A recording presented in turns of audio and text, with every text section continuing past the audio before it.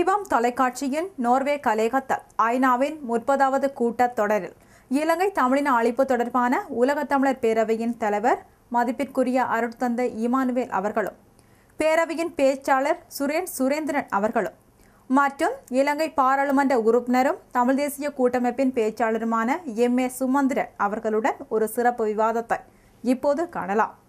வணக்கம் உறவுகளே. தீபம் தொலைக்காட்சிக்காக பிரத்யேகமான ஒரு சந்திப்பு ஒஸ்லோவில் தற்போது இடம்பெறுகின்றது. உலகத் தமிழர்களுடைய, குறிப்பாக ஈழத்தமிழுடைய கவனம் அனைத்துமே இன்று ஐநாவின் பக்கம் திரும்பியதை நீங்கள் அறிவீர்கள். ஐநாவில் நடப்பது என்ன, நடந்து கொண்டு இருப்பது என்ன, நடக்கப் போவது என்ன என்ற கேள்விகள் நம் மத்தியில் எழுந்திருப்பது இயல்பானது. இவற்றை பற்றி சற்று விரிவாக பார்ப்பதற்காக தற்போது இன்றைய நாள் ஒஸ்லோவுக்கு வந்திருக்கும் சில பிரமுகர்களை நாங்கள் இப்போது சந்திக்கவிருக்கிறோம். குறிப்பாக தாயகத்திலிருந்து தற்போது வருகை தந்திருக்கும், புலம்பெயர் சூழலில் வாழ்ந்து கொண்டிருக்கும் நம்மை சந்திப்பதற்காக நேரடியாக வருகை தந்திருக்கும் பாராளுமன்றத்தின் முக்கிய பிரதிநிதி, தமிழ் தேசிய கூட்டமைப்பினுடைய பேச்சாளராக, அதாவது குறிப்பாக வெளியுறவு பேச்சாளராகவும் பிரதிநிதியாகவும் சட்டவாளராகவும் இருக்கக்கூடிய மதிப்புக்குரிய எம்.ஏ. சுமந்திரன் ஐயா அவர்கள் தற்போது நம்முடன் இங்கே இருக்கின்றார். இவர்களுடன் லண்டனில் பதிவிடமாக கொண்டு நீண்ட காலமாக வசித்து வரும் மூலோபாய இயக்குநராக, பேச்சாளராகவும் உலகத் தமிழ் பேரவைக்காக குரல் கொடுத்து வரும் முக்கிய அதிகாரியாக இருக்கக்கூடிய சுரேந்திரன் அவர்களும், இவர்களுடன் ஜெர்மனியில் நீண்ட பல காலமாக தமிழ் தேசியத்திற்காக தனது குரலை எப்போதும் வழங்கி வரும் மதிப்புக்குரிய வணக்கத்துக்குரிய பிதா எஸ்.ஜே. இமானுவேல் ஐயா அவர்களும் நம்மோடு இங்கு கலையகத்தில் இருக்கின்றார்கள். இவர்களுடன் நாங்கள் இப்போது சந்திப்பை மேற்கொள்கின்றோம். வணக்கம். உங்கள் மூவரையும் வரவேற்றுக் கொள்வதில் மகிழ்வும் நிறைவும் அடைகின்றேன். வணக்கம். இன்றைய நாள் தமிழர்களை பொறுத்தவரையில் முக்கியமான நாளாக இருக்கின்றது. அதிலும் குறிப்பாக அரசியல் என்பது இன்று நமக்கு ஒரு முக்கியமான பேசுபொருளாகவே இருக்கின்றது. அதிலும் ஐக்கிய நாடுகள் சபை என்பது இன்று நமக்கு பல பணிகளை விட்டிருக்கின்றது. உள்ளக விசாரணை என்றும் சர்வதேச விசாரணை என்றும் எல்லாம் கலந்த ஒரு பொறிமுறை என்றும் மக்களை குழப்பும் விதமாக பல செய்திகள் வந்து கொண்டிருக்கின்றன. இவற்றை தெளிவுபடுத்த வேண்டிய பொறுப்பு தீபம் தொலைக்காட்சிக்கு இருக்கின்றது. அந்த வகையிலே ஐயா சுமந்திரன் ஐயா அவர்களே, உங்களை நோக்கி வரக்கூடிய கேள்வியாக, இன்று இந்த ஐக்கிய நாடுகள் சபையிலே ஒரு விசாரணை ஒன்று வெளியிட வந்திருக்கின்றது. இதை நீங்கள் தமிழர்களுக்கு சார்பானதாக பார்க்கின்றீர்களா, அல்லது இது தமிழர்களை ஒரு பொறிமுறைக்குள் வைத்து அவர்களை கட்டி போடும் ஒரு விடயமாக பார்க்கின்றீர்களா? இதனூடாக நமக்கு வரக்கூடிய பலன் என்ன, அல்லது இதனால் நாங்கள் இழக்கக்கூடிய விடயம் என்ன? இது தொடர்பாக உங்களுக்கு கூற முடியும்? ஐக்கிய நாடுகள் மனித உரிமை பேரவையிலே பல வருடங்களாக ஒரு நிகழ்ச்சி நடந்து கொண்டிருக்கிறது. 2009 ஆண்டு மார்ச் மாதம் 26 இலங்கை அரசாங்கத்தை பாராட்டி அந்த பேரவையிலே ஒரு தீர்மானம் நிறைவேற்றப்பட்டது. ஆனால் 2012 ஆண்டில் இருந்து அமெரிக்கா ஒரு தீர்மானத்தை முன்மொழிந்த காலத்திலிருந்து 3 தீர்மானங்கள் அடுத்தடுத்து நிறைவேற்றப்பட்டன. 2011 ஆண்டு நவம்பர் மாதம் தமிழ் தேசிய கூட்டமைப்பு அமெரிக்க இராஜாங்க அமைச்சோடு சென்று பேச்சுவார்த்தை நடத்தின பிறகுதான் அமெரிக்கா இந்த விடயத்தை கையில் எடுத்து இந்த தீர்மானங்களை முன்னின்று நடத்தினது எல்லாருக்கும் தெரிந்த விடயம்.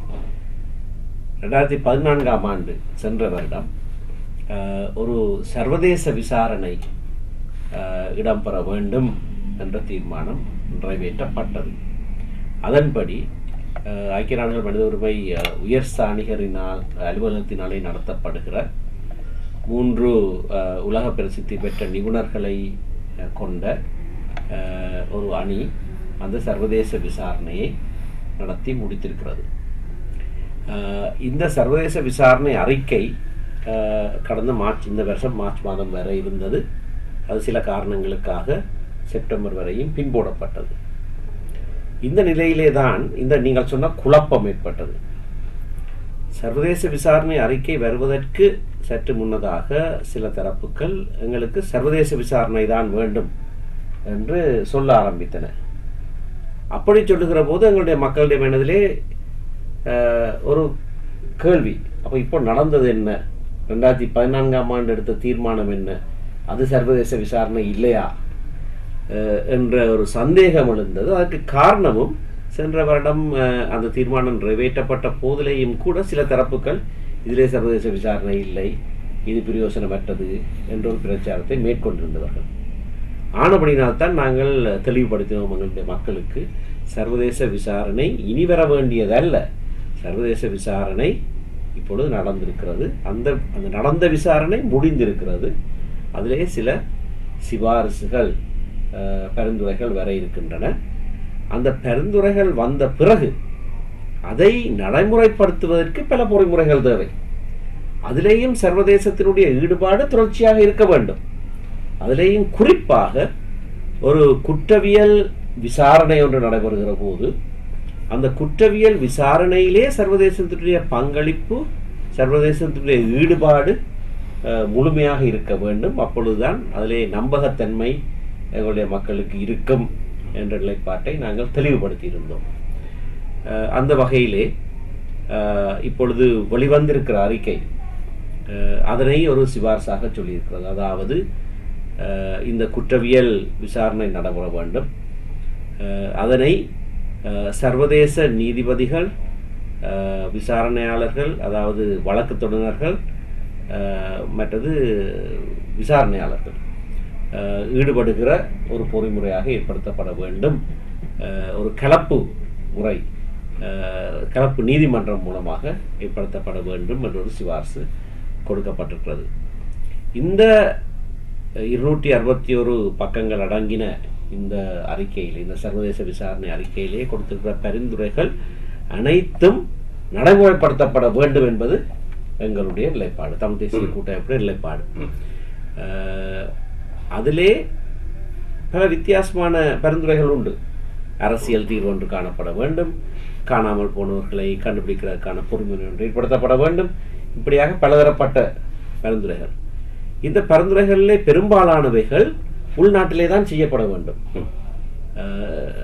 சுருங்க சொன்னால் எல்லா பரிந்துரைகளும் இலங்கையிலே தான் செய்யப்பட வேண்டும். இதிலேயும் ஒரு குழப்பம், அது என்ன உள்நாட்டு பொறிமுறை, அப்ப நாங்கள் சர்வதேசத்தை ஏற்கவில்லையா? சர்வதேச விசாரணை அறிக்கை பரிந்துரைகளை கியூபாவிலேயோ ரஷ்யாவிலேயோ சைனாவிலேயோ நடைமுறைப்படுத்த முடியாது, அது இலங்கையில நடைமுறைப்படுத்த வேண்டும்.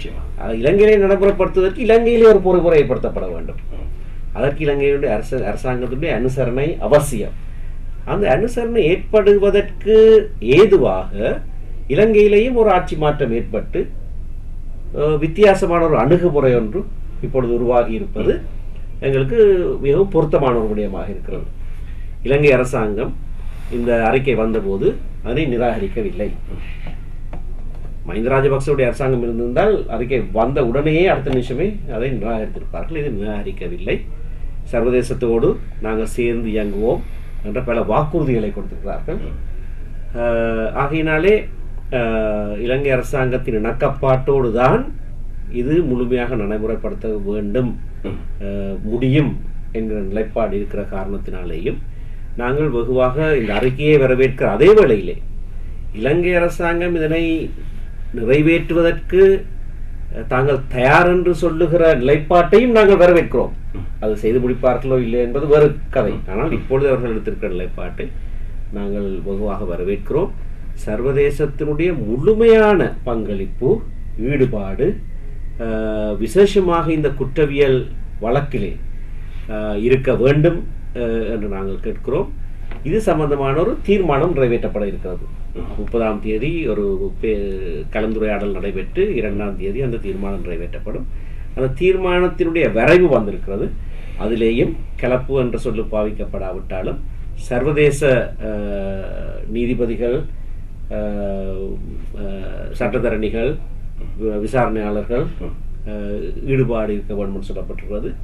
அதனை இன்னும் கொஞ்சம் தெளிவுபடுத்தி ஈடுபாடு என்பதற்கு அப்பால் அவர்கள் அடங்கின நீதிமன்றம், இதில் மூவின மக்களும் வருவதற்கான சாத்தியக்கூறுகள் இருக்கின்றனவா? ஆம், இது எப்படியான கலப்பு நீதிமன்றம் என்பது இந்த தீர்மானத்துக்கு பிறகுதான் பேசி வேண்டிய இருக்கப்பட வேண்டும். ஆனால் அதிலே முக்கியமான விடயம் என்னவென்று சொன்னால், பாதிக்கப்பட்ட மக்களோடு கலந்துரையாடி அவர்கள் இது நம்பகத்தன்மை உள்ளது என்று ஏற்றுக்கொள்ளுகிற ஒரு பொறிமுறையைத்தான் சர்வதேசமும் ஏற்றுக்கொள்ளும், நாங்களும் ஏற்றுக்கொள்வோம் என்கின்ற நிலைப்பாடோடு நாங்கள் முன்னேற வேணும்.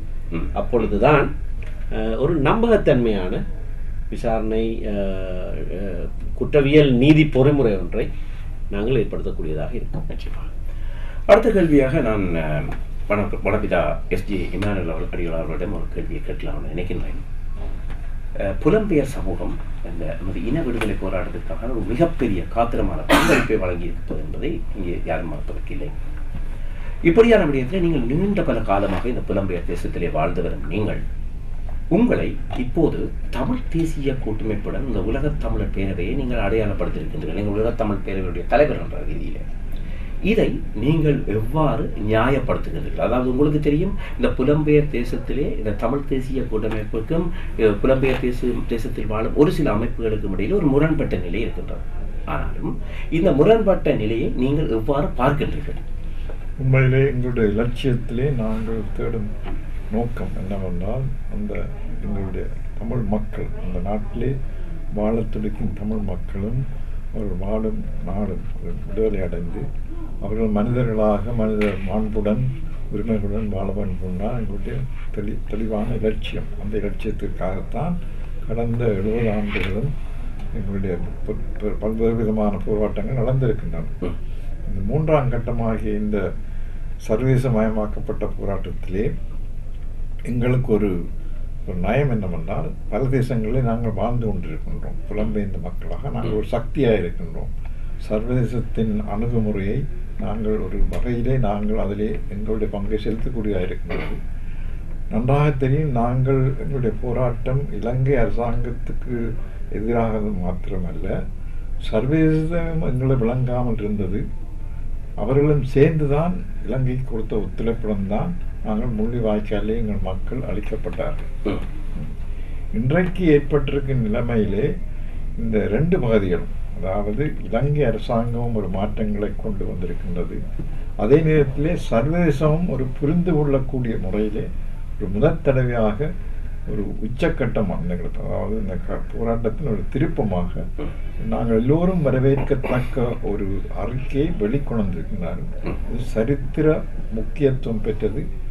ஆணவம், சரித்திர ஆணவம் வரவேற்கும் காலத்துக்கு இது அடித்தளமாக இருக்கின்றது. ஆகையினாலே இதற்கு நாங்கள் கொடுக்க வேண்டிய வரவேற்பு சொல்லிலே மாத்திரமல்ல, நாங்கள் எல்லோரும் எங்களுக்குள்ளே கடந்த காலத்திலே என்னோட தெரியும், உங்களுடன் நான் நடந்து வந்திருக்கின்றேன். பல்வேறு விதமான போராட்டங்களை நானே மேடையில் என்று பங்கெடுத்திருக்கின்றேன். அதற்காக வேண்டிய பரிதியாகங்களை செய்தபடியாகத்தான் நான் உங்களுடன் இருக்கின்றேன். அந்த சாட்சியத்தின் அடிப்படையில் நான் கூற விரும்புவது என்றால், இன்றைக்கு நாங்கள் ஒரு இப்படி எங்களுடைய, அதாவது நல்லொரு சந்தர்ப்பம் வந்து எங்களை சந்திக்கும் பொழுது 2 பக்கத்தாலே இலங்கை நாட்டிலே ஏற்படுத்தப்பட்டுள்ள அரசாங்கத்தின் கப்பிலேயும் சர்வதேச கணிப்பிலேயும் அவர்கள் ஒரு மனமாற்றம் அடைந்த எங்களுக்கு நடந்த இந்த 70 ஆண்டு இதுகளிலே சர்வதேசத்தின் கண்களுக்கு முன்பாக தான் நடந்தது. இருந்தும் எங்களுக்கு உதவி செய்யவில்லை இல்லையா? ஐக்கிய நாடுகள் சபையே தங்களுடைய குற்றத்தை ஏற்றுக்கொண்டார். அந்த 3 பேனல் ரிப்போர்ட்டும் அதுக்கு பிறகு பிட்ரைன் ரிப்போர்ட் வந்த ரிப்போர்ட்லையும் அதை நிப்பாட்டவில்லையே, நிப்பாட்ட முடியாது போயிட்டு அவர்கள் வருத்தப்பட்டார்கள்.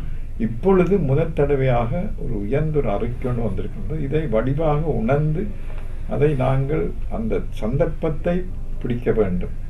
இதிலே எங்களுடைய மக்கள் வேதனையின் காரணமாக சில வேளைகளிலே அதை முழுமையாக விளங்கிக் கொள்ளாதன் காரணமாக சிலரினாலே ஏமாற்றப்பட்டிருக்கின்றார்கள். அதற்காகத்தான் நாங்கள் தெளிவான பார்வையுடன், எப்படித்தான் எங்களுடைய வேதனைகள் ஆழமாக இருந்தாலும் தெளிவான பார்வையுடன் இந்த நல்ல சந்தர்ப்பத்தை பாவித்து இந்த சர்வதேச முயற்சியையும் ஊக்கப்படுத்தி நாங்கள் எங்களால் ஆனதை நாங்கள் செய்ய வேண்டும். அந்தந்த நாடுகளிலே வாழ்ந்து கொண்டிருக்கும் புலம்பெயர்ந்த மக்கள் இந்த நேரத்திலே தான் நீங்கள் எந்தெந்த அமைப்புகளை சேர்ந்திருந்தாலும் ஒரு ஒற்றுமையான கருத்தோடு, ஒரு ஒற்றுமையான நோக்கத்தோடு இதை வரவேற்று இதற்கு வேண்டிய ஒத்துழைப்புகள் கணக்கு இருக்கின்றன. தொடர்ந்து நீங்கள் அந்தந்த நாடுகளில் இருக்கும் அரசாங்கத்தின் ஊக்குவித்து இதை வரவேற்க வேண்டும், இதற்கு வேண்டிய ஒத்துழைப்பை கொடுக்க வேண்டும். வேண்டாம் இல்லையோ, இது ஒரு சந்தர்ப்பம் மாத்திரமல்ல, ஒரு சவாலாகவும் இருக்கின்றது. எங்களுக்கு மாத்திரமல்ல சிங்கள மக்களுக்கும் ஒரு சவாலாக இருக்கின்றது. என்றால் சிங்கள மக்களும் அவர்களுடைய அரசியல் தலைவர்களினாலே எத்தனையோ வகையிலே அவர்கள் பிழையான அபிப்பிராயத்தை எங்கள் எதிராக கொண்டிருக்கிறார். நாங்களும் அவர்களை பற்றி பிழையான இருந்திருக்கோம். ஆகையினால இந்த நேரத்திலே நாங்கள் உண்மையான ஒரு புரிந்துணர்வு ஏற்பட்டு உண்மையான சமாதானம் ஒப்புரவு ஏற்பட வேண்டுமா இருந்தால் நாங்கள் 2 பகுதியினரும் இந்த சந்தர்ப்பத்தை பாவித்து சவால்களை சந்திக்க வேண்டும் நல்லெண்ணத்துடன். ஆகையினாலே புலம்பெயர்ந்த அமைப்புகளை நான் கேட்டுக்கொள்வது என்னுடைய வேண்டுகோள் என்னவென்றால், இந்த நேரத்திலாவது நாங்கள் ஒன்று சேர்ந்து ஒருவர் முயற்சியில் நாங்கள் செய்யாது இந்த நாட்டிலே மக்களினாலே தெரிவு செய்யப்பட்ட அந்த தமிழ் தேசிய கூட்டமைப்பின் முயற்சிகளுக்கு நாங்கள் உண்மையான ஒரு ஒத்துழைப்பு கொடுத்து ஊக்குவிக்க வேண்டும். இன்றைக்கு நடந்த கூட்டத்திலே எனக்கு தெளிவாக தெரிந்தது என்ன விதமான, அதாவது மக்கள் உண்மை அறிந்தவுடன் என்ன விதமான திரண்டு வருவார்கள் என்று சொல்லி. அதனாலே சந்தேகங்கள் இருக்கக்கூடும், புரியாத சில விஷயங்கள் கஷ்டமாக இருக்கக்கூடும். அவைகளை தெளிவுபடுத்தி நாங்கள் முன்னேற வேண்டும். ஏனென்றால் இதை நாங்கள் தவறவிட முடியாது. அந்த நீண்ட என்னுடைய வாழ்க்கை அனுபவத்தின் காரணமாக கூறுகின்றேன், இது எங்களுக்கு கிடைத்த ஒரு அரிய சந்தர்ப்பம். அதனால் இது நாங்கள் தவறவிட முடியாது. இதற்கு வரும் சவால்களையும் நாங்கள் ஏற்றுக்கொண்டு, அதாவது சவால் என்று சொல்லும் பொழுது நாங்கள் இவைகளை தவறாக நாங்கள் சில எங்களுடைய போராட்டத்தில் நீண்ட போராட்டத்தில் பலவிதமான எதிர்ப்புகளை காட்டியிருக்கின்றோம். மக்களுடைய எழுச்சியும் மக்களுடைய ஒத்துழைப்பும் மிக மிக அவசியம். ஆனால் அதை நாங்கள் வெளிப்படுத்தும் பொழுது ஆக்கபூர்வமான ஒரு நாகரிகமான முறையிலே நாங்கள் வெளிப்படுத்த வேண்டும். சில வேளைகளில் நாங்கள் அந்த சர்வதேசத்துக்கு எதிராகவோ அல்லது இலங்கை அரசாங்கத்துக்கு எதிராகவோ சிலவற்றை நாங்கள் இனி தவித்துக் கொள்ள வேண்டும். என்றால் அவர்களை தூற்றுவதும் அவர்கள் குடும்பாவி எரிப்பது, துரோகிகள் என்று பட்டம் சூட்டுவது, இதெல்லாம் நிறுத்திவிட்டு இப்பொழுது கிடைத்திருக்கும் ஒரு மிக மிக முக்கியமான சந்தர்ப்பத்தை பாவித்து நாங்கள் இதிலே ஒன்றுபடுவோம் என்றுதான் நான் அழைப்பை விடுகின்றேன். நல்ல விடயம் ஒன்றை தொற்றிருந்தீர்கள் ஃபாதர், உங்களுக்கு நன்றி. தொடர்ந்து உலக தமிழ் பேரவையினுடைய மூலோபாய இயக்குனரும் பேச்சாளருமாக இருக்கக்கூடிய சுரேந்திரன், உங்களிடம் நான் இருக்கக்கூடிய கேள்வியாக, நீங்கள் நீண்ட காலமாக லண்டனில் வசித்து வருகின்றீர்கள், மக்களுடையான சந்திப்பை நிறைய தடவைகள் மேற்கொண்டிருக்கின்றீர்கள். ஆனாலும் தமிழீழம் தான் தமிழர்களுக்காக தீர்வாக இருக்க முடியும் என்று அசைக்க முடியாத நம்பிக்கையுடன் இன்றும் புலத்தில் வாழும் தமிழர்கள் இருப்பது நாங்கள் பார்க்கின்றோம், கண்ணூடாக காண்கின்றோம். இவர்களுக்கு நீங்கள் சொல்லக்கூடிய செய்தி என்ன? நல்ல கேள்வி. இலங்கையில் வாழும் தமிழ் மக்களுக்கான அவர்களுக்கு நல்ல ஒரு வாழ்க்கை அமைய வேண்டும், அவருக்கு ஒரு விடுதலை வேண்டும், சமமானவர்களாக அவர் வாழ வேண்டும் என்ற விடயங்களுக்காகவே சகல புலம்பெயர் வாழ் தமிழ் மக்களும் ஆர்வமாக வேலை செய்கின்றோம். அங்குள்ள மக்கள் அங்குள்ள தமிழ் பிரதிநிதிகளை வாக்கு மூலமாக தங்களை பிரதிநிதித்துவப்படுத்துவதற்கு தேர்ந்தெடுத்திருக்கிறார்கள். அந்த பிரதிநிதிகள் கூறுவதை அவர்கள் ஆமோதித்திருக்கிறார்கள். அந்த தீர்வு திட்டம் ஒரு தனிநாட்டு தீர்வு திட்டம் அல்ல. அந்த தீர்வு திட்டம் ஒன்றுபட்ட இலங்கையில் அதிகார பகிர்வு மூலமாக, நான் அதை கவனமாக யோசிக்க வேண்டும், பிரயோகிக்க வேண்டும் என்றால் பகிர்வும் பரவலாக்கமும் வித்தியாசமானவை. அதிகார பகிர்வு மூலமாக ஒரு தீர்வை கொண்டு வரும், ஒரு அரசியல் தீர்வை கொண்டு வரும் சந்தர்ப்பத்தில் அதை தமிழ் மக்கள் ஏற்றுக்கொள்கிறார்களா, அதைத்தான் நாங்கள் நோக்கி செல்கின்றோம் என்ற தமிழ் கூட்டமைப்பினுடைய அந்த அந்த அவர்களுடைய அந்த அணுகுமுறையை தமிழ் மக்கள் அங்கு ஆதரித்திருக்கிறார்கள். எங்களுடைய அமைப்பு ரீதியான கொள்கை என்னவென்றால், இலங்கையில் தமிழ் மக்கள் தேர்ந்தெடுக்கும் பிரதிநிதிகளுடன் அவருடைய கொள்கை அடிப்படையில் எப்படி புலம்பெயர் வாழ் தமிழ் மக்கள் அதை ஆதரித்து ஆமோதித்து எப்படி அதை வலுப்படுத்தலாம் என்பதே எமது வேலை திட்டம். அந்த வேலை திட்டத்தை நாங்கள் 4 தூண்கள் என்ற முறையில் செய்கின்றோம். அந்த 4 தூண்களை பற்றி விரிவான விளக்கத்தை கொடுத்திருக்கின்றேன் பல தொலைக்காட்சிகளில். அதை மீண்டும் கூற வேண்டிய தேவையில்லை, அது எமது இணையதளத்தில் இருக்கின்றது. அதுதான் நமது வேலை திட்டம். ஆகவே அடிப்படையாக நாங்கள் செய்வது இலங்கை வாழ் தமிழ் மக்களுடைய நல்லிணக்கத்திற்கும் அவர்களுடைய விடுதலைக்கும் அவர்களுடைய பொருளாதார சமூக தேவைகளை பூர்த்தி செய்வதற்கும் அதை நாங்கள் கூட்டமைப்புடன் மட்டுமல்ல, பலவிதமான அமைப்புகள், தென்னிலங்கையில் வாழும் தென்னிலங்கையில் இருக்கும் கட்சிகள், அவர்கள் இந்த முன்னேற்றமான போக்கை கொண்ட, அடிப்படையான போக்கை கொண்ட கட்சிகள், முற்போக்குவாதிகளுடன் சேர்ந்து எப்படி அந்த அந்த தமிழ் மக்களுடைய நியாயமான கோரிக்கையை பூர்த்தி செய்யலாம் என்பதே நமது வேலைத்திட்டம். நிச்சயமாக அழகாக குறிப்பிட்டிருந்தீர்கள். அதிலும் குறிப்பாக அதாவது தமிழ் தேசிய கூட்டமைப்பை தான் தமிழ் மக்கள் இன்று ஆதரித்திருக்கின்றார்கள், அவர்களை வெற்றியடைய செய்திருக்கின்றார்கள். அவர்களின் மேல் நம்பிக்கை வைத்து அவர்களுக்கு தமது பூரண வாக்களிப்பை கொடுத்து, எமக்காக பேசுங்கள், சர்வதேசத்துடன் பேசுங்கள், சிங்கள தலைமைகளுடன் பேசுங்கள், எமக்கான விடுதலையை பெற்றுத்தாருங்கள், வாழ்வாதாரத்தை கட்டியெழுப்பித்தாருங்கள் என்ற நம்பிக்கையுடன் உங்கள் மத்தியில் இன்று உங்களுக்கு ஒரு மிகப்பெரிய ஒரு பொறுப்பு தரப்பட்டிருக்கின்றது. ஆனாலும் புலம்பெயர் சூழலிலே உங்களை பற்றிய ஒரு முக்கியமான விடயத்தை நாங்கள் குறிப்பிட்டே ஆக வேண்டும். இடப்படுகொலையை முற்றாக நிராகரிக்கும் ஒரு மனிதராக நீங்கள் ஒரு சித்தரிக்கப்பட்டிருக்கின்றீர்கள். ஊடகங்களில் இன்று நான் பார்த்த ஊடகங்களில், இன்று ஞாயிற்றுக்கிழமை நாங்கள் ஊடகங்களை தட்டி பார்த்தால் அது பெரும்பாலான ஊடகம் என்று சொல்வது மிக தவறு. ஒரு சில ஊடகங்கள் ஒரு பரப்புரையை செய்கின்றார்கள். அதாவது இனப்படுகொலையை சுமந்திரன் ஐயா அவர்கள் நிராகரிக்கின்றார், அங்கு இனப்படுகொலை நடக்கவே இல்லை, அங்கு வெறும் போர்க்குற்றம் மட்டுமே நடந்தது. இதை நீங்கள் எவ்வாறு எமது மக்களுக்கு நியாயப்படுத்துவீர்கள்? இது ஒரு முற்றிலும் தவறான பரப்புரை, வேணுமென்றே விஷமத்தனமாக செய்யப்படுகிற பரப்புரை. ஏனென்றால் சுவிட்சர்லாந்திலே நான் பேசினதாகத்தான் அதை சொல்லியிருக்கிறார்கள். ஆனால் நல்ல வேளையாக என்னுடைய குரலையும் பதிவு செய்து அதிலே ஏற்றியிருக்கிறார்கள். அதை யாராவது கேட்டால் அதிலே நான் சொன்னது மிக தெளிவாக இருக்கும். அவர்கள் சொல்லுகிற இந்த பரப்புரைக்கு நேர் எதிரான கருத்தை தான் நான் சொல்லியிருக்கிறேன். அதுக்கு ஆதாரமாக இலங்கையிலே, இலங்கை பாராளுமன்றத்திலே இலங்கையிலே தமிழர்களுக்கு நடந்து கொண்டு இருப்பது இனப்படுகொலை என்று முதலாக பேசியவன் நான். 2011ஆம் ஆண்டிலே பேசியிருக்கிறேன், 13ஆம் ஆண்டிலே பேசியிருக்கிறேன், வடமாகாண சபை உருவாவதற்கு முன்னதாகவே அதை பேசியிருக்கிறேன். சட்ட வரைவிலக்கணங்களை எடுத்து சொல்லி நிகழ்வுகளை அதோடு பொருத்தி இது இனப்படுகொலை என்று நான் பேசியிருக்கிறேன். அது என்னுடைய நிலைப்பாடு, அது மாறவில்லை. ஆனால் வடமாகாண சபை ஒரு தீர்மானத்தை கொண்டு வருகிற போது நாங்கள் ஒரு எச்சரிப்பை சொன்னோம். அதாவது நாங்கள் சமூகவியல் ரீதியிலே, அரசியல் ரீதியிலே இனப்படுகொலை நடக்கிறது என்று சொல்லுகிறோம். அது நாங்கள் எல்லாருமே ஏற்றுக்கொள்கிறோம். ஆனால் ஒரு விசாரணை, குற்றவியல் விசாரணை ஒன்றை நடத்துகிற போது, ஒரு சர்வதேச குற்றங்களிலே இனப்படுகொலை ஒரு குற்றம், அதை நிரூபிப்பது இன்னொரு விடயம். சமூகவியலாக அரசியலாக சொல்வது அல்ல ஒரு குற்றத்தை நிரூபிப்பது என்பது. கொலை என்று சொல்லலாம், மனித உயிர் நீக்கல் என்று சொல்லலாம். சாதாரண பேச்சு வழக்கிலே கொலை செய்து விட்டு ஓடுகிறான், கொலை கொலை என்று கத்துவார்கள். நீதிமன்றத்துக்கு வந்தால் அது கொலையாக இருக்காது, மனித உயிர் நீக்கல் என்கிற குற்றமாக இருக்கலாம்.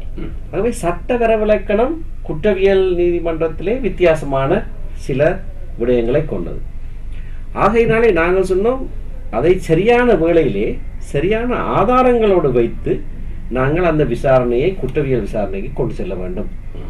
முன்னதாகவே ஆதாரம் இல்லாமல் அதை சொல்லிவிட்டால் சில நாடுகளில் இது நடந்திருக்கிறது, இல்லை இது இனப்படுகொலை இல்லை என்ற தீர்ப்பு வரும். அது வெகுவாக எங்களுடைய மக்களுடைய அரசியல் நிலைப்பாட்டையும் பாதிக்கும்.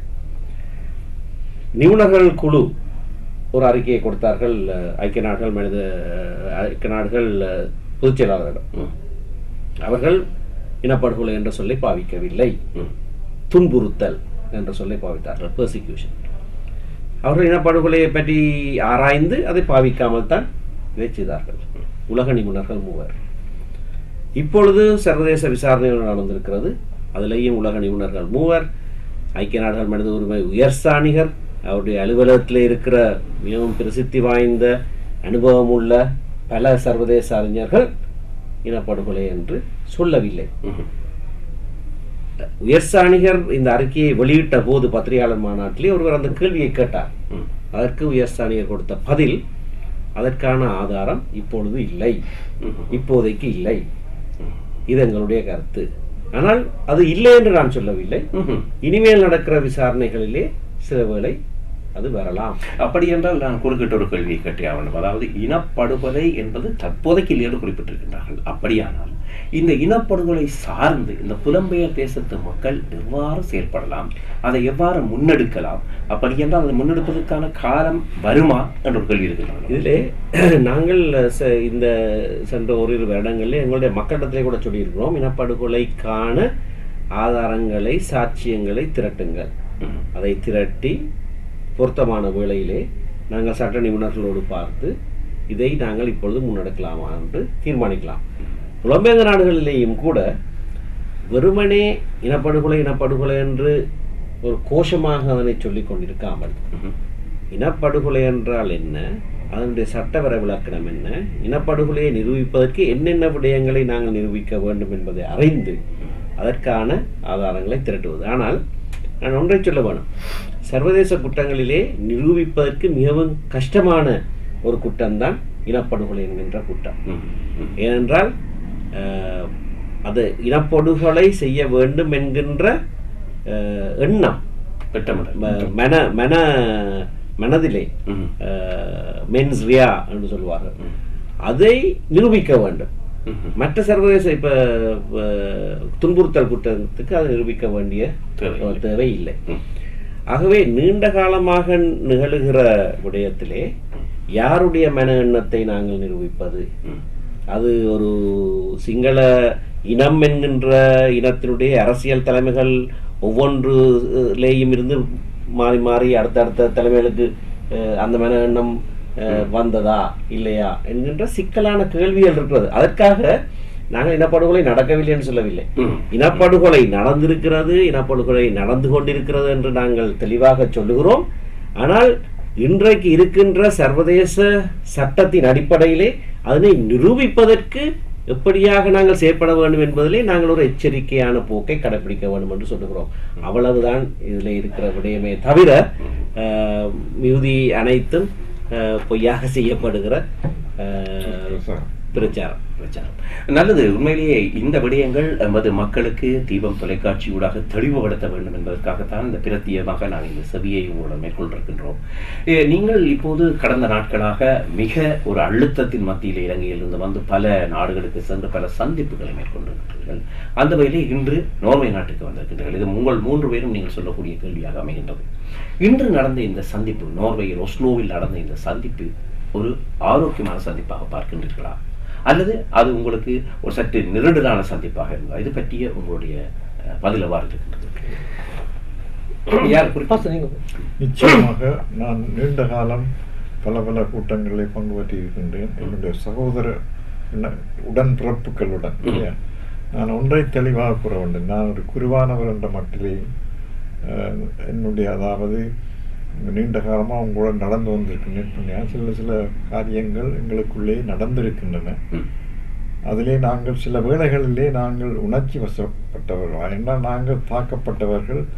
அந்த அதாவது போரினாலே மிகவும் தாக்கப்பட்டவர்கள் நாங்கள் தான், சிங்கள மக்களுமாக நாங்கள். ஆகையினாலே நாங்கள் அழுது புரளும் பொழுது சில வேளை உணர்ச்சி வசப்பட்டு நாங்கள் சில வேளை தேவையில்லாத செய்கிறது அல்லது மற்றவர்களை தேவையில்லாத முறையிலே நாங்கள் கணக்கிடுவதும் அது பிள்ளையான காரியம்.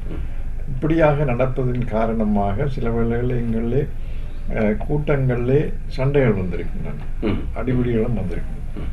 அதுக்கு பிறகு பட்டங்கள் சூட்டப்பட்டிருக்கின்றன, துரோகிகள் இப்படின்னு சொல்லி.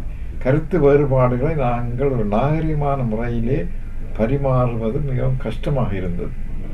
எத்தனையோ கூட்டங்களிலே படித்தவர்கள் மத்தியிலே, அதான் எனக்கு படியாத முழுக்க விளங்காத மக்கள் சில வேளைகளிலே அவர்களுக்குள்ளே கருத்து சொல்ல அறியாமையினாலே இருக்காங்க. அதை நாங்கள் உணர்ந்து கொள்ள வேண்டும். ஆனால் படித்தவர்கள் கூட சில வேளைகளிலே உணர்ச்சிக்கு இடம் கொடுத்து தங்களை கட்டுப்படுத்தாமல் அவர்கள் சில வேளைகளிலே நடந்து கொண்டிருக்கின்றார்கள். இன்றைக்கு நடந்த கூட்டத்திலே நான் மிக முக்கியமாக அவதானித்த என்னவென்றால், அங்கே வந்திருந்த ஒரு 100 பேர்கிட்ட வந்திருந்தார்கள். என்ன அழகாக ஒழுங்காக நாகரிக முறையிலே கருத்து வேறுபாடுகளை அவர்கள் தங்களுக்குள்ளே பரஸ்பர கருத்து வேறுபாடுகளை கலந்து கொண்டார். அது எங்களுக்கு கேட்கிறது. ஏன்னா எங்களிலே வந்து தமிழ் மக்களிலே வந்து ஒரு ஒரு குறை இருக்கின்றது என்றால், நாங்களும் மற்றவரிடமிருந்து கேட்க, கற்றுக்கொள்ள, உள்வாங்க ஆயத்தமானவர்களாக இருக்க வேண்டும். நாங்கள் ஒரே போக்கில் அந்த வன்வேல போய் நாங்கள் சொல்லுவாங்க சரி இதுதான் பிடின்னு சொல்லி அவர் பிள்ளையான, அதாவது உறுதியாக இப்போ என்னுடைய மனதிலே நிற்கின்றீங்களா, நான் நீண்ட காலம் இந்த போராட்டத்திலே இவ்வளவு நடந்து கொண்டு போகிறேன் என்ற அந்த அடித்தளத்திலே என்னுடைய மனதிலே இருக்கிற அந்த உறுதி, அதுதான் எனது பலம். அந்த உறுதி இருந்திருந்தால் நான் அசைய மாட்டேன், தளர மாட்டேன் இல்லையா, எல்லாருக்கும் சந்திப்பேன். அதனாலே அந்த உறுதி குறைவு இருப்பதனாலே சில உள்ள நாங்கள் இவைகளுக்கு இடம் கொடுக்கிறது, அது எங்களுக்கு ஒன்றும் பயன் தராது. அதனால்தான் இந்த கட்டத்திலேயாவது நான் திரும்ப திரும்ப சொல்லுவது, இனிமேலாவது எங்களை கூட்டங்களை நாங்கள் நடாத்தி கருத்து பரிமாற்றங்கள் செய்து, ஏன்னா நாங்கள் கண்ணை மூடிக்கொண்டு நாங்கள் சொல்லவில்லை தமிழ் தேசிய கூட்டமைப்பு எங்களை கூட்டிக்கொண்டு போகிறோம். நாங்கள் வந்து எங்களுக்கும் பார்வைகள் இருக்கின்றது, கண்ணோட்டங்கள் இருக்கின்றது, நாங்களும் சர்வதேசத்துடன் நடந்து கொண்டிருக்கின்றோம். ஆகையினாலே இவர்கள் எடுக்கும் முயற்சிகளுக்கு நாங்கள் ஒரு ஒத்தாசை, ஒரு உந்து சக்தியாக இருந்து ஒரு கன்ஸ்ட்ரக்டிவாக நாங்கள் உதவி செய்ய வேண்டும். அவர்களும் அதை எதிர்பார்க்கின்றார்கள், நாங்களும் அதை செய்து கொண்டே இருக்க வேண்டும். இல்லை ஆகையில்தான் எங்களுடைய அமைப்பு சரி, மற்ற எல்லா அமைப்புகளும் இவர்களுக்கு தேவையான ஒத்துழைப்பு. இவர்கள் சில வேளை நாங்கள் என்ன செய்கிறோம் என்றால், ஏன் தமிழமைப்பு அது செய்யலை, ஏன் தமிழ் கூட்டமைப்பு இது செய்யலை, ஏன் இது செய்யலைன்னு நாங்கள் கேள்வி எழுப்பி கொண்டிருக்கின்றோம். முதல் கேட்க வேண்டிய கேள்வி, நான் அல்லது என்னுடைய அமைப்பு இந்த பிரச்சனையை பொறுத்தவரையிலே ஏதாவது செய்கின்றேனா என்று கேட்போம் இல்லையா. இன்றைக்கு நான் தமிழ் என்னுடைய சகோதரங்களை சொல்வது முதல் வந்து, எங்களுடைய பங்களிப்பு நம்பகத்தன்மையை பெறுவதற்கு நீங்கள் அங்கே வாழ்ந்து கொண்டிருக்கும் மக்களுக்கு என்ன செய்கின்றீர்கள் என்பதையும் கேட்போம். உதவி செய்கின்றீர்களா, ஒரு அடையாளமாக இல்லையா. எத்தனையோ விதத்திலே அது ஒன்றுமே செய்யாமல் இருந்து கொண்டு மற்றவர்களை குற்றம் சாட்டி கொண்டிருப்பதிலே ஒன்றும் வரப்போவதில்லை. தயவு செய்து அதுக்கு முன் வாருங்கள். அதோட இப்படியான கூட்டங்களை கூடமாக வைத்து ஒரு அழகிய முறையில் கருத்து பரிமாற்றங்கள் செய்து உங்கள் தெளிவுகளை, உங்கள் கேள்விகள் நீங்கள் அவர்களுக்கு எழுதலாம், அறிவிக்கலாம். ஊடகங்களுக்கும் அது கடமை இருக்கின்றது. எங்களுடைய ஊடகங்கள் இன்றைக்கு இவ்வளவு முன்னேற்றம் அடைந்த ஊடகங்கள் கணக்கு இருக்கின்றன. எல்லாரும் கண்டதை எழுதி எழுதிடலாம். அதனாலே நான் ஒவ்வொரு நாளும் நான் ஒரு 50 கடிதம் வந்தால் அதிலே ஒரு முக்கால்வாசியாக அழிக்க வேண்டியா இருக்கு. சில ஊடகங்கள் அதிலே பேர் போன ஊடகங்களை இந்த நடுங்கும் மாறபடியா இன்னும் எல்லாம் ஒரே காசிப், ஒரு அவதூறுகள், ஒரு சண்டை பிடிக்கிறது, ஒரு ஆக்கப்பூர்வமான கருத்துக்கள் வைக்கிறது சிலதுகள் தான். அதனால ஊடகங்களிலும் தூய்மையாகப்படுத்த வேண்டும். இந்த இதுகளை நாங்கள் ப்ரொமோட் பண்ணக்கூடாது, ஊக்கப்படுத்தக்கூடாது. நல்ல தெளிவான கருத்துக்களை ஒரு வடிவான முறையிலே அளவில் அவர்களுக்கு நாங்கள் கொடுக்க வேண்டும். நாட்டில் ஏன் அவர்கள் வந்து 24 மணித்தியால் தான் அவர்களுக்கு, அவர்கள் பாராளுமன்றத்துக்கு போக வேணும், முக்கியஸ்தர்களை சந்திக்க வேணும், பல நாடுகளுக்கு போக வேண்டும், எல்லாவற்றையும் அவர்களாம் செய்யணும். ஏன் செய்யலை, ஏன் செய்யணும், அப்படி கேள்வி எழுப்பலாம். அந்த கேள்வி எழுப்புற இதுகளை கொடுத்துவிட்டு முதல் கேள்வியை எங்களுக்கு போட்டு நான் என்ன செய்கின்றேன் என்பதை கேட்டு நான் ஒரு பங்களிப்பாளர் முன்வர வேண்டும் தான் நான் விரும்புகிறேன். இன்றைக்கு நடந்த கூட்டம் அவர்கள் அதில் காய்த்த சில விஷயங்கள் எனக்கு மிகவும் ஊக்க கொடுப்பதாக இருந்தது. ஏனென்றால் அந்த மக்கள் தெளிவாக கூறிய, நாங்கள் ஆயத்தமாக இருக்கின்றோம், அங்கே ஒரு தொடர் வையுங்கள், நாங்கள் போகிறோம்னு நிற்கின்றார் இல்லையா. அதனாலே இதை நாங்கள் சந்தர்ப்பத்தை பாவித்து புலம்பெயர்ந்த மக்கள் அனைவரும் இந்த 1 மில்லியனுக்கு மேலே இருக்கின்றார்கள் வெளிநாட்டில். இந்த 1 மில்லியனிலே ஒரு 10ல் 1 பங்கு அவர்கள் தங்கள் கரங்களை நீட்டு எழுந்து நின்று நான் என்ன செய்ய போகின்றேன் என்று சொல்லி ஒரு செய்வார்களாக இருந்தால் எங்களுடைய அந்த நாடு, இந்த மக்களும் எவ்வளவோ சென்று சேர்ப்பேன். அதைத்தான் நான் மன்றாட்டாக கேட்டுக்கொள்கிறேன். உண்மையிலே அருமையான விடயங்களை தெரிவித்தீர்கள். இதில் ஒரு விடயத்தை நான் முன்னராக புரிந்து கொண்டேன். அதாவது 30 வருட காலமாக, நாங்கள் கடைசி 30 வருட காலமாக ஜனநாயக மரபுகளை மறந்தவர்களாகவே நாங்கள் வாழ்ந்து விட்டோம் தமிழ் மக்கள். அது ஒரு வருத்தத்துக்குரிய விடயம். ஆனாலும் மீண்டும் அந்த ஜனநாயக பரப்பில் நாங்கள் இப்போது காலடி எடுத்து வைத்திருக்கின்றோம். அதனால் இப்போது ஜனநாயக வழியில் மட்டுமே நமது போராட்டங்கள் தொடரவும் வேண்டும் என்று நமது மக்கள் விரும்புகின்றார்கள். நடந்தவை முடிந்து விட்டன. ஆனால் அதற்காக அது முடிந்து விட்டது என்று போட்டுவிட்டு போக முடியாது. எமது இன விடுதலைக்காக நமது பங்களிப்பு, அதிலும் குறிப்பாக இந்த புலம்பெயர் தேசத்தில் எவ்வளவோ அர்ப்பணிப்புகளை செய்திருக்கின்றார். இந்த குளிருக்கும் வெயிலுக்குள்ளேயும் நின்று நமது மக்கள் நமது தேச விடுதலை போராட்டத்திற்காக எவ்வளவோ அர்ப்பணிப்புகளை செய்திருக்கின்றார்கள். இதை நாங்கள் குறிப்பிட்டாக வேண்டும். அடுத்து நாங்கள் திரு சுமேந்திரன் ஐயா, உங்களிடம் இருக்கக்கூடிய கேள்வியாக, எப்போதுமே ஒரு சமூகத்தில் ஒரு புரட்சியோ அல்லது ஒரு விடுதலை சார்ந்தோ வரும்போது அங்கு இந்த மாணவர்கள் சார்ந்து முக்கியமாக பேசப்பட வேண்டும். அப்போதும் மாணவர்கள், அதில் குறிப்பாக பல்கலைக்கழக சமூகம் அதை சரியாக எடுத்துச் செல்லும் தனது கைகளில். இன்று தமிழ் தேசிய கூட்டமைப்புக்கும் இந்த பல்கலை சமூகத்துக்கும் இடையில் இருக்குமான உறவு எவ்வாறு இருக்கின்றது? மிகவும் நெருக்கமான உறவு இருக்கிறது.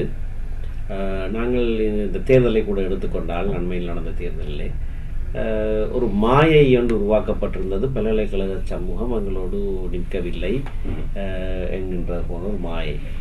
ஆனால் தனிப்பட்ட ரீதியிலே நான் சொல்லக்கூடிய விடயம், என்னுடைய தேர்தல் பிரச்சாரத்திலே ஈடுபட வேண்டும் என்று சொல்லி 500க்கு மேற்பட்ட வாலிபர்கள், யுவதிகள் சேர்ந்து ஒரு மாத காலம் வீடு வீடாக தாங்களே சென்று அந்த பிரச்சாரத்தை செய்தார்கள்.